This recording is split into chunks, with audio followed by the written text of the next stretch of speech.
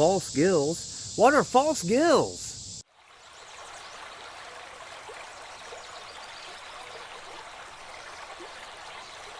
You know, years ago when I first got into foraging plants and mushrooms and things like that, I was confused, just like a lot of you. Now you're looking for the tips and tricks that are going to help you identify things 100% so you can be safe for yourself, for your family and friends when you're out foraging wild edibles. So one thing that always confused me was the difference between false and true gills. Some mushrooms have false gills, like this chanterelle, and some have true gills, like this rosella. So we're going to break it down just a little bit here and see if we can make it easier to understand for you. Okay, so let's do a little side-by-side comparison first.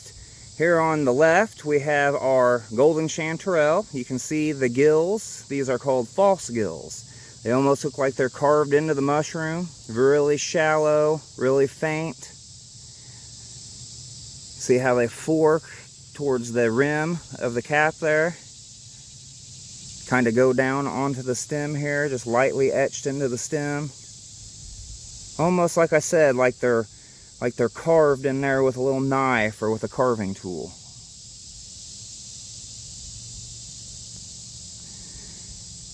On this mushroom, I believe this is a rosella. Species is not important because I'm not going to eat it. If I don't know what it is, I don't eat it. You only want to ingest anything that you can 100% positively identify. The reason I picked it is just to show these true gills. You can see the true gills here. They're way deeper, and whenever you move them, try to move them with your thumb, they're going to break off very easily. They're very delicate. See, they stop here, almost a perfect line around the stem.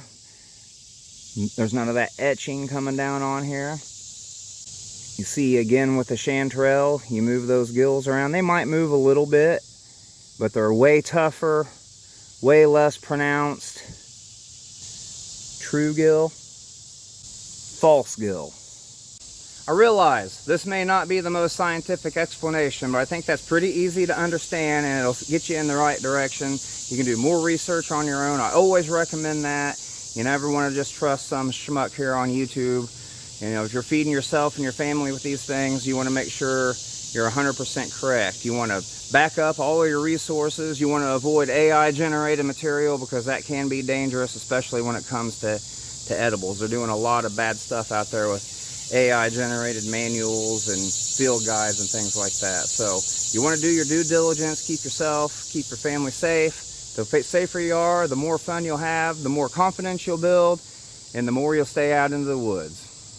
Well folks, it's been a blast hanging out with you for the short video. I hope you found it useful and I hope you enjoyed it. If you want to make a habit of going on adventures with me, then be sure to hit like, subscribe, and hit that notification bell so you're notified of future videos.